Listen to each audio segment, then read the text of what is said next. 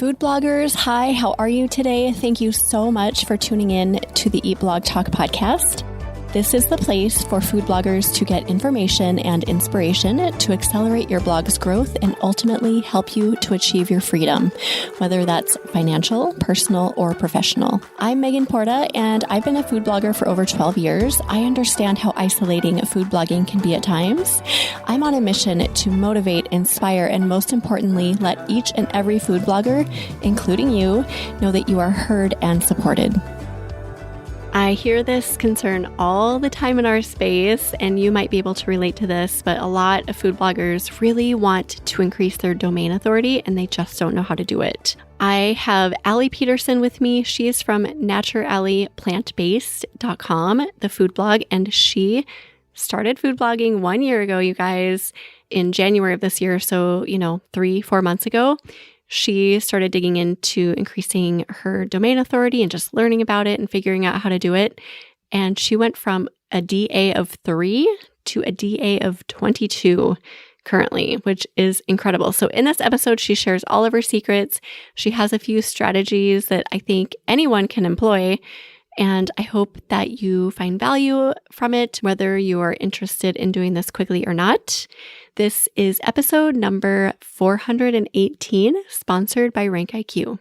Hello, my favorite people. Let's chat quick about some ways Eat Blog Talk can help you ditch the overwhelm, manage your time, feel connected, and prioritize that seemingly never-ending stream of tasks, platforms, and algorithm changes we're faced with. The Eat Blog Talk Mastermind program is our signature offering and the best investment you will make in your blogging business.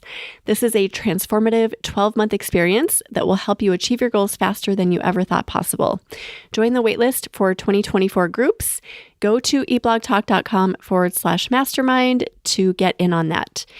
If the mastermind program is on your dream board, but you aren't quite ready to make that investment in your business yet, the next perfect step for you might be the Eat Blog Talk Mini Minds. This 6-month program is designed to help you achieve your goals and overcome any obstacles that may be holding you back so you can experience the freedoms you're yearning for.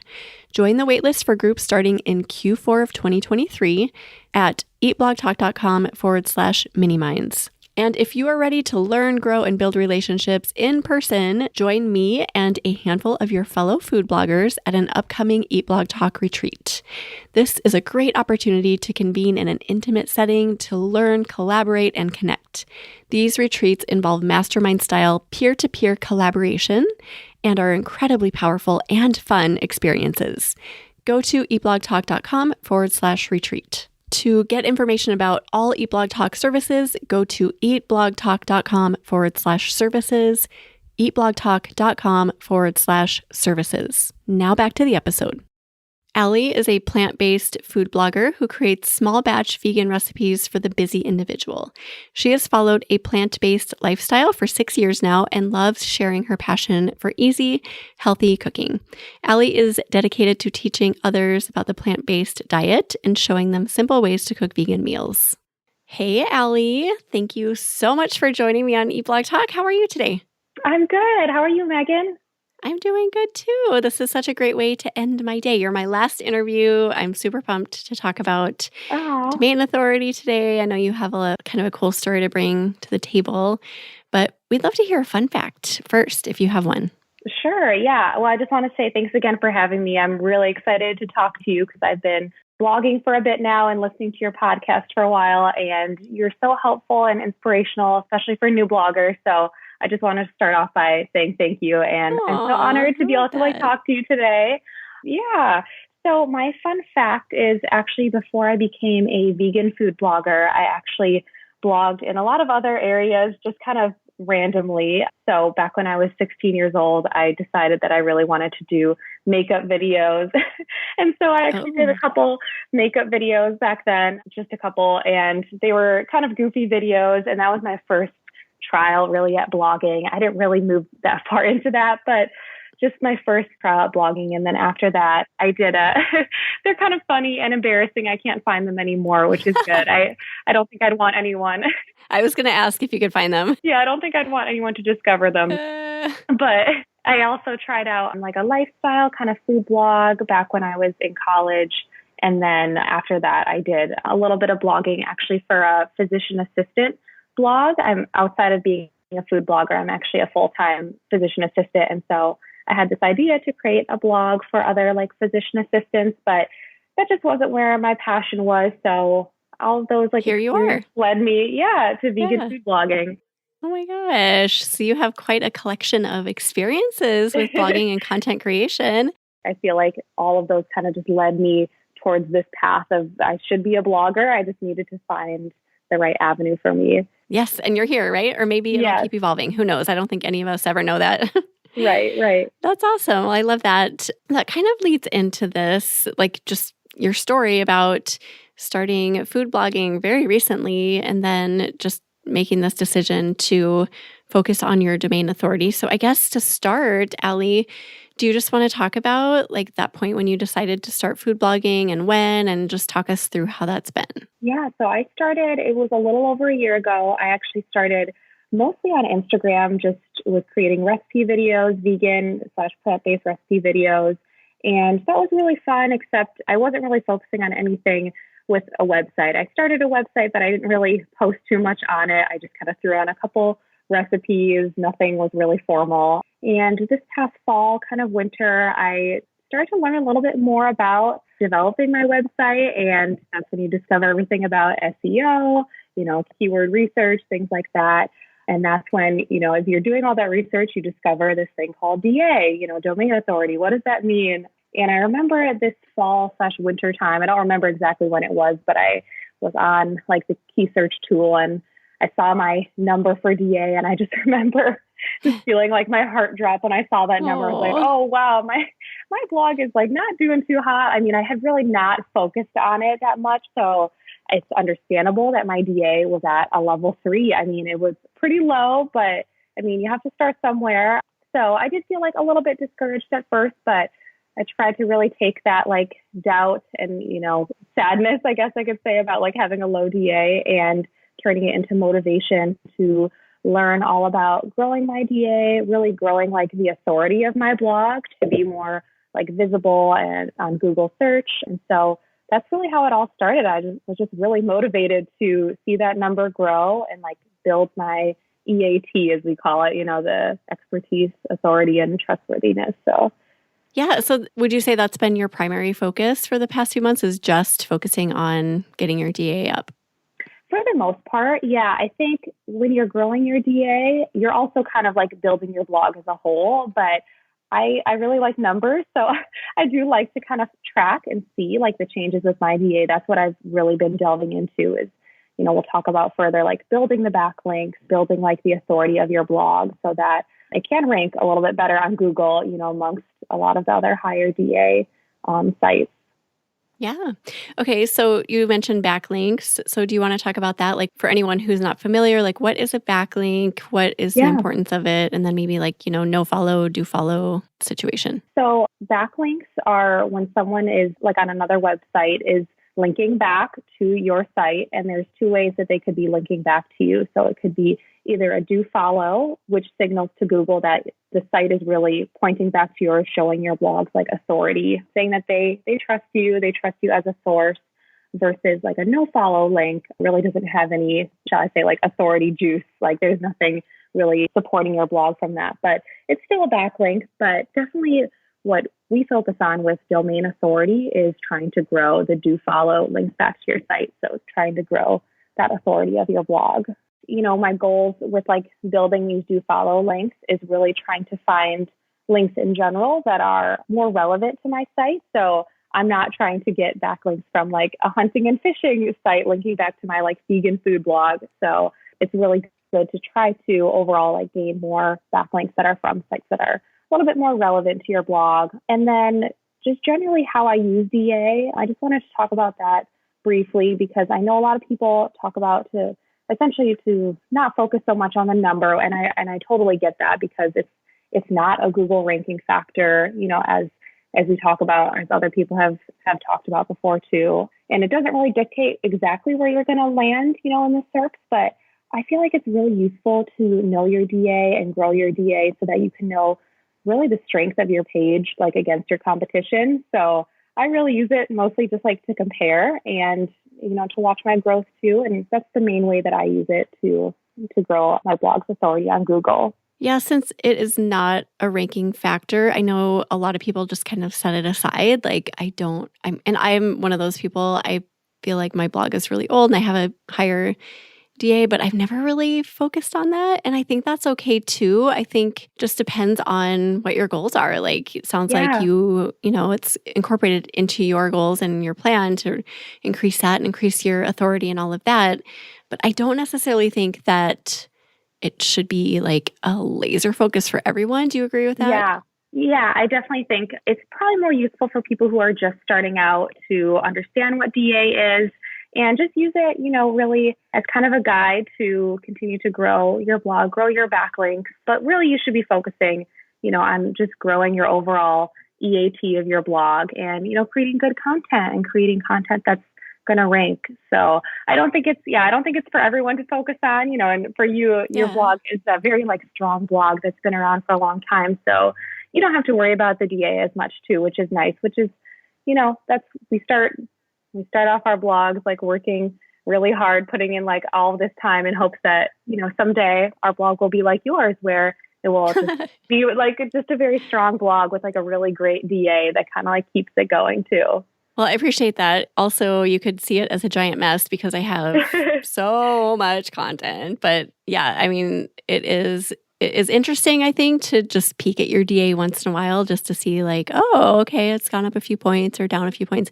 Mine fluctuates over time, and it also varies from checker to checker pretty greatly. Like on one checker, I think I'm 65, and on another, I'm 50, high 50s. So it's, yeah, I think the advice I've heard from SEO experts is to just pick your checker and stick with it. Is that kind of what you do? Yeah. I really stick with Ahrefs. I don't know why from the beginning. I just always use them, but I know a lot of people use Moz and a lot of other things, but you're totally right. It's kind of all over the board. And so I just try to stick with one number just to kind of guide me along the way. Right. An arbitrary number. So do you use DA as kind of a reference point when you were doing keyword research? I did. Yeah, I would use it a little bit, or I should say I do use it kind of as a guide to know if I might rank on the first page of Google. So if I look at a keyword and all the sites have DAs of, 50 plus, and, I have a DA now of 22. I know it's going to be a little bit tougher. It doesn't mean that I couldn't rank for it. It would just be, I have to write a really good quality blog that may take a long time to get to that point. But I do know that, over time, as we grow our blogs, we can start to rank for some of those words later on too. So I use it a little bit. Do you use DA at all, when you choose your keywords? I do. I mean, I keep an eye on other people's DA, kind of having an idea of what mine is and mine too. If there's a keyword that I really want to go after, but I see that 75 and up is the DA for the top 5 people who have that keyword secured on Google, I tend to shy away. So I do use it. It's in the back of my mind all the time. So I think that's good to have in mind. That's a good reason to have yours in mind so that you can kind of gauge where other people are at too. Yeah, especially for people in your niche too, who, they're kind of your bigger competition, per se. I know we're all friends as food bloggers, but they are essentially your competition, to rank on the first page. So it's good to know, where they're at, with their DA. I agree. And there are those times when I don't look at that and then I go for a bigger keyword and I actually can get the spot. I mean, it's kind of an anomaly when that happens, but not to tell you that you should shy away from every keyword that has higher DAs. Sometimes I feel like it's worth going for it, but just, like you've said, Allie, just kind of keep it in mind. Yeah. And actually, it's funny that you say that sometimes you'll go for a keyword and, you don't really look at the DA and then you'll just rank really well for it, even against higher DAs. Because when I first was looking at, my DA and understanding about keyword research and everything, I saw that I had one post that was ranking above everyone else on the first page of Google with my DA of 3. And it was actually a word that, was getting some traffic to my blog. So it doesn't mean everything. That actually made me feel good that despite having a low DA, I was still having a good ranking post. Yeah, absolutely. You just never know, right? Mm-hmm. Okay, so you had, when you checked in, was it January? You had a DA of 3 and you were like, oh my gosh, this is so low. And Mm-hmm. then in just a short time, I mean, it is only April. So what is your DA now? So now I'm at 22, and it kind of fluctuates like you said yours does. Like I've been up to like 23, maybe 24 at a couple times, but I'm kind of at a steady like 22 right now. So That's awesome. yeah, it's been a That's a huge journey. increase in a very short amount of time. So Thank you. kudos to you for making this happen. And everyone's dying to know now, how did you do this? Yeah, I'm so happy to share it with other people, especially like new bloggers who are trying to grow, especially in their backlinks and their DA. So one of the biggest things that I focused on was actually the Facebook Roundup groups. So I'm sure a lot of people have heard about these. They're the groups, the food blogging niche, roundup groups. There's a lot of them on Facebook. I think there's like 4 or 5 of them now. I don't know if you're part of those. You probably are, because a lot of food bloggers I are. am not. I do not. I kind of avoid Facebook if at all Yeah. possible, but I know a lot of people do those groups. Yeah. There's like Roundup Palooza, Blogger Roundup Request. There's a lot of them, but essentially a lot of other bloggers with, really high DAs too, kind of a range, are posting these Roundup requests looking for certain recipes. And I mean, pretty much all of them are going to give you a do follow link back. So it's either for their own blog or for a client. So what I did for the past month is I would be checking Facebook frequently. I actually turned on like notifications from these blog roundup groups. And so, someone was posting, I would get like most of the notifications, not that it would like ding my phone, but if I went on Facebook, I would see that people had put Yeah. requests in a certain group. And so I would check this, 3 to 4 times a day. I have to admit, quite a bit. I don't love to be on Facebook, but, I was dedicated to finding Yeah. these posts where people were looking for certain recipes. So definitely check frequently, and I would try to respond really as soon as possible. So some of these bloggers want recipes within like an hour.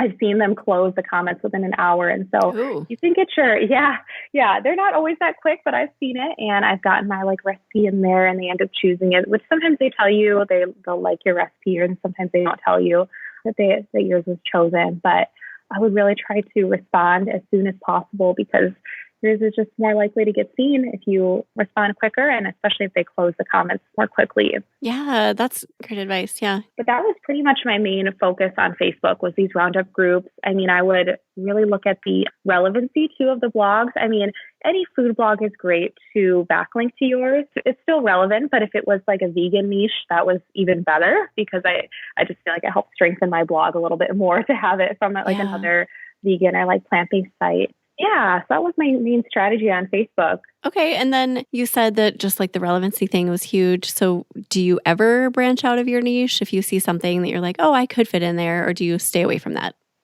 Oh, I do still like post in other people's requests. So if there's a site that's looking for like sides for barbecue, I'm not really creating like barbecue recipes, but I still post in that because I still think it's supporting my blog. But I would definitely prefer if it was, vegan if possible. But yeah, I think especially at the beginning, it's great if you could just build up as many of the backlinks to your posts as possible.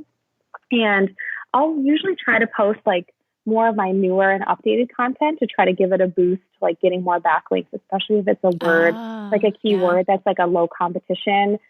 I think do you use Rank IQ? Yes. Yeah. So about the low competition, trying to find, Yep. low competition keywords that are going to rank more quickly. So I'll try to use my new recipe posts that are maybe more likely to rank quickly, like very fast or something like that, as Rank IQ says, in hopes that they can get a few more backlinks to like boost them a little bit quicker with the search. Oh, that's smart. That's gold right there. I love that you mentioned that. Yeah. I feel like I have noticed a difference. Like if I can get more backlinks earlier on, I feel like it does rank a little bit more quickly. So Okay. I love yeah. that. And then just like you mentioned, like just doing it consistently. So you go on every day. Would you say that first of all, are there inquiries every day in these groups? Yeah, there's quite a few. Okay. Because there's like 4 to 5 groups, there's a lot of requests. I would say there's sometimes upwards of like 10 requests per day. Sometimes they're cross-posted like in multiple groups where it's the same request. But, some days I'll strike out. There won't be anything that fits my blog, but sometimes I'll get lucky and there'll be maybe 2 or 3, blogs that are looking for posts that are related to my content. Okay, great place to start. So you kind of use that as a base strategy. Is there anything else you do to help boost that number? Yeah, and I use the Haro and Quora sites. So probably a lot of other bloggers have heard of these. I'm sure you have heard of these too. Yeah. Yeah, so it's a great spot to check out where journalists post a lot of questions looking for like quotes or comments, specifically from like professionals in certain fields. And sometimes these are pretty big sites. Like I've heard, New York Times or, other big sites like that too, that are looking for quotes or comments. And most of them are going to backlink to you, like a do follow backlink. Although I have heard like some sad stories of people getting backlinks that are like no follow. I don't know if you've heard about that, but Yeah.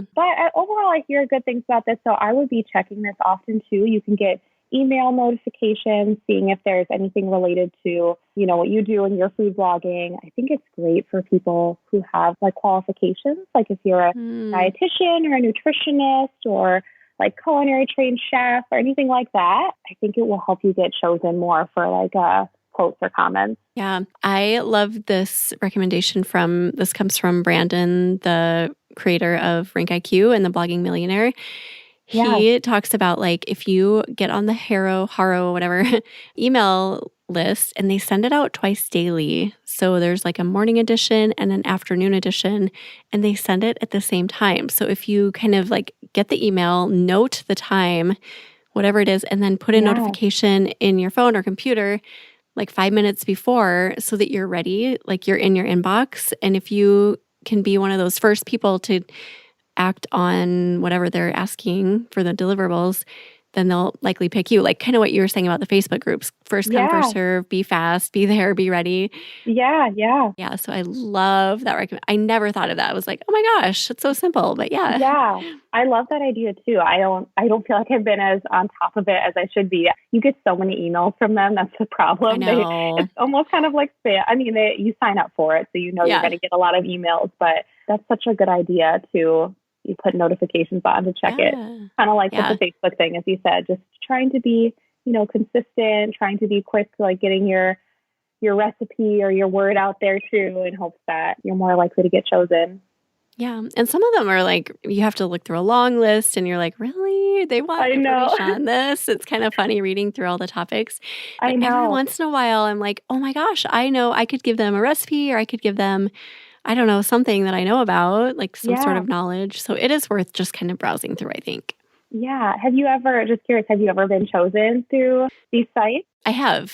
Yeah. I mean, it's been a while since I still get the emails. I see them and browse through them. I haven't responded to any in years, but yeah, I mean, I've been chosen before. And I know there's actually a member in my mastermind group right now who, like, that's how she got on the map. And she got selected for like a really big piece for, I want to say it was like the New York Times digital something. Like it was a big deal. Wow, that's awesome. And she's a really good writer, so she wrote a really comprehensive, good quality piece. And then because of that, she got chosen for other things. And then I think they like hired her. So then she was like so it can lead to good things if you take it seriously. Yeah, it can kind of snowball into like other opportunities. Exactly. That's great. Yeah, right. That's amazing. It can go beyond DA to other opportunities if you deliver just quality work, right? So yeah, that's amazing. I wish I was honestly a better writer. If I had those skills, like to write like a really amazing article for someone, I would definitely take advantage of that. So kudos to her. That's amazing. Yeah. Yes. And then Quora, I'm not super familiar with Quora. Can you describe how that works? Is it the same as Haro or is it different? Yeah, it's pretty similar to be honest, I use mostly Haro, but I've like logged on to Quora just to look every once in a while too.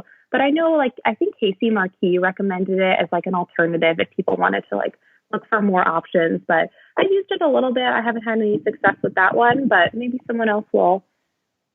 Yeah. Chime in and let me know about that. Yep. Okay, so what else do you use for a strategy to get that DA up? So the next strategy that I use is posting on Food Gawker. So this is actually a recipe gallery site, and they accept like high quality food photography. You can only post I think it's not that often because they have to like review the post and it pens for like a really long time. Yeah. But you can post and get your photo out there and essentially have it get seen by a lot of other big sites in hopes to get backlinks. And I have gotten one backlink through that. But it's just a little bit slower process, but definitely something people should check out, especially if you're really into food photography and get your beautiful photos out there in hopes that they can be seen so you can get some links from that too.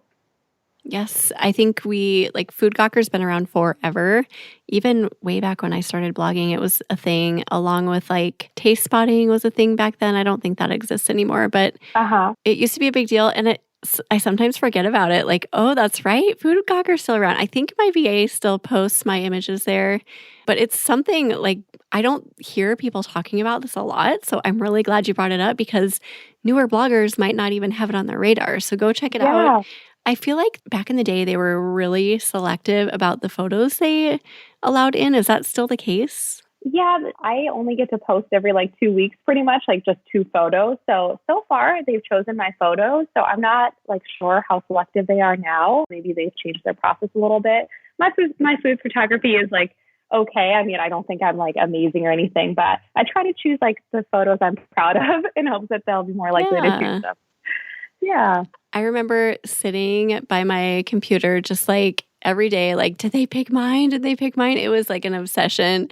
It's so funny. It's kind of fun to see, and then you wait to see if they'll like accept it. So yeah, I think other bloggers should definitely check it out. It's a cool resource just to put your name out there. And, also it's almost like, it appears to be almost like an Instagram style with like posts where people can like them and like go to your website too. So I don't know how many people are using it to actually look for recipes, but it could get some traffic to your site too, possibly. Yeah, definitely. Yeah. All right. What other strategies do you use? Yeah, my last strategy that I wanted to talk about is really just trying to get your posts more on the first page of Google to gain more natural backlinks. And I don't know if you've heard about this study, but Brandon Daly, who we've talked about already in this podcast, from Rank IQ, he talks about this study that Ahrefs did, that people who are in the position 1 spot on Google will get 24 do follow backlinks a year, just natural backlinks, which is quite a few. Yes.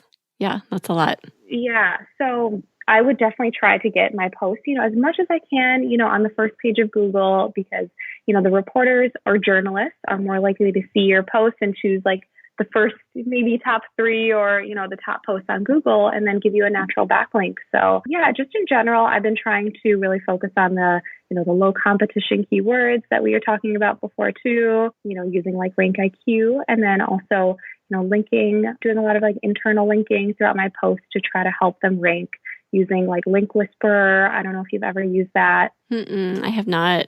Yeah, it's a good tool to help you do internal linking between your posts so that you can try to help them, boost a little bit more in the SERPs too. So they say, I think Brandon Daly talks about this, how you should try to link from your higher, essentially a post that's like ranking higher on Google to a newer post if they match up, and it can help that newer post rank higher. So I do a lot of that just to try to see if it'll help boost things up a little bit more. I don't know how well it really works, but I follow his advice. I feel like he usually has good advice. I feel like he's an extremely smart person that we should all listen to.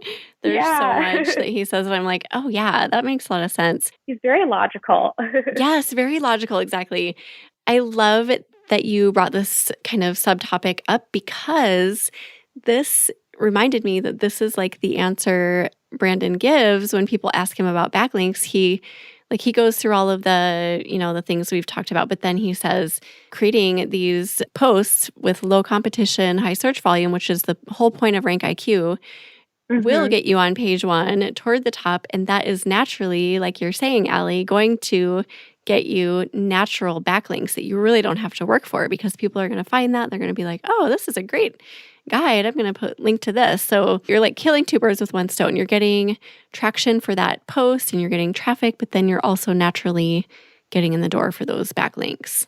Yeah, I think it's a great way just to remind us that, try to just focus on building your overall blog, building good content, to try to get it to rank on the first page of Google. And, that will end up just leading to some natural building of authority over time, building of that DA naturally. Just like for you now, you try to get your post to rank, and then I'm sure it gets so many natural backlinks now, each year because you have so many posts that are ranking. And so you don't really have to worry about trying to get as many backlinks because your blog is just getting them naturally, which is great. Right. And I think like that's the best strategy because it's going to build momentum over time. Like it might happen quickly, like with yours, but also thinking about like in 2 years, think about how fast the momentum will be going on that. You're going to have all of these awesome ranking posts that went to Google really fast. And like, yeah, it's just going to build up speed from there. So, and it's less work. Yeah. Oh, yeah, definitely. We all like that. Just something that's building itself in the background. Yeah. I didn't intend for this to be like a Brandon Gailey total episode, but it is because he has so much good advice about this. But one other thing that he tells me in when he comes into my groups, he will say guest posting on podcast or like being a guest on a podcast, guesting, whatever. That is another great way to build backlinks really easily because most podcast show notes will include a do follow link to your blog. So that's a great, like a lot of podcasts have just really reputable, awesome blogs. So to link to your site from there would be a great idea too. And we already have the knowledge, like whatever your niche is, if you're talking about, like how to make vegan meat, soy curls or whatever, and you're on a podcast, that's something you already know about. So you can show up and just naturally talk about that and get a do follow link. So I think that's another great way to do that. I love that idea too. I mean, it's so lovely to be on your podcast too and get to like share my knowledge. And I really hope that this encourages other new bloggers too to look into doing a podcast or getting on a podcast. You can build that backlink, but also share your experiences. I feel like we all have something to share. We've all had different journeys. We've all learned something along the way that we can use to like help other people. So I definitely encourage other bloggers to look into doing podcasting too. Yeah. And it's a win for everyone. When you're on a podcast, you're like the host welcomes you on the show and you're delivering value to their listeners. So it's a win for them. It's a win for you because you get a backlink. I mean, it's like a win all around. So yeah, I think that everyone should check that, like explore that possibility. Yes, I love that. Is there anything else? What other strategies are in your back pocket? Well, that's pretty much it for my strategies. I would say the biggest one, though, is really the Facebook Roundup groups and just being consistent. I mean, this really just comes down to trying to show up every day, even if you don't feel like it, just trying to find, a place where you get a backlink, trying to find someone who's looking for, a recipe roundup. So I would definitely just keep trying every day and, the number will build over time and your blog's just authority will continue to grow just like yours, over years too. So I think knowing, going into this blogging journey, I know, it's not going to be a short-term win. You're really in it for like the long haul. And so I think, starting off strong like this is a great way to just build your blog, for the long term. Yes, I love this. I think that we allude to this topic occasionally on podcasts, but we've never dedicated an entire episode to it. So I think this is so great to dive into, whether you're a newer blogger or a more experienced blogger. I think we all could benefit from a little domain authority boost, right? So yeah, why not give it a try? Yes, I hope it's helpful to people. So yes, well, thank you so much, Allie. This was awesome. I really enjoyed talking to you, and we appreciate you. Oh, yeah. Thank you so much, Megan, for having me on. It was really great chatting with you. You're so sweet. You sound like so sweet on all of your podcasts, and I'm just so great. It's so great to meet you finally. Wouldn't that be funny if I was actually like a big jerk in real life? Like, just like, I wonder if that ever happens when people are like, shocked. They sound so nice on the podcast. And then in real life, you're like, oh. Oh, I'm sure it's happened. I mean, you think about like actors and actresses too, they seem all sweet. And then you hear about these stories about how they're not so nice in real life. Yes, so I'm sure it happens, but definitely not the case for you at all. Oh. Well, yeah. Well, thank you. I appreciate that. That's super nice of you. Do you have a favorite quote or words of inspiration to leave us with, Allie? I do have a favorite quote, and I actually don't know who it's by, and I tried to Google it, but I couldn't find the author of it, but I want to share it with people. So the quote is, when people go all in on the things they love, magical things start to happen. Ooh. And I just really love that quote because I feel like it really resonates with me and my passion and love for food blogging, sharing my love for like plant-based cooking and trying to share that with the world. And I'm just really diving into this, like head first. And I'm already seeing like magical things start to happen. It's like I'm growing my blog and helping other people. And so I hope other people resonate with that too as food bloggers. We're very passionate people. So I'm sure we see a lot of magical things from our passion for food blogging. I love that you chose that quote. And I just have to say to you, Allie, nice work. Just like making a goal. And you did this in such a short time frame. I just feel like thank you. So inspired by that. That's so amazing that you did it and you just made it happen. And that's kind of the point of that whole quote. So yeah. Yeah, I'm a goal setter. So it's like, that's definitely who I am. And I really appreciate you saying that. Thank you, Megan. Yeah, I got to crush those goals, right? Yep. We will put a show notes together for you, Allie. So if anyone wants to go look at any of the references or resources we talked about in the episode, you can go to eatblogtalk.com/naturally plant-based. And I'm going to let you tell everyone how you spell that because I think it's so cool. I love the play on words. And then you can also tell everyone where to find you. Yeah, so how you spell it is Naturallie. So it has my name in it. So you can find it at, I'm actually, Megan, it's funny that you say it, but I'm still debating if I want it to be Naturally plant-based or Naturally plant-based. So I haven't fully decided yet. So if other people who are listening want to let me know which one they like better, let me know. But you can find me at naturallyplantbased.com or my Instagram is the same at naturallyplantbased. Yeah, that's great. Well, thank you again so much, Allie, for being here. And thank you for listening, food bloggers. I will see you in the next episode. Thank you so much for listening to this episode of Eat Blog Talk. If you enjoyed this episode, I'd be so grateful if you posted it to your social media feed and stories. I will see you next time.